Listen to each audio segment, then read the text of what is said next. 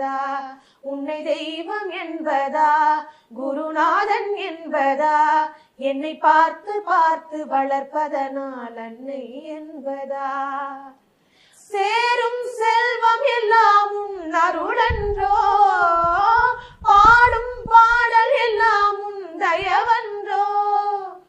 சேரும் செல்வம் எல்லாம் உன் அருளன்றோ, பாடும் பாடல் எல்லாம் உன் தயவன்றோ. எந்த நேரமும் உன் நினைவன்றோ, எந்த குடும்பமே உன்னை மறக்க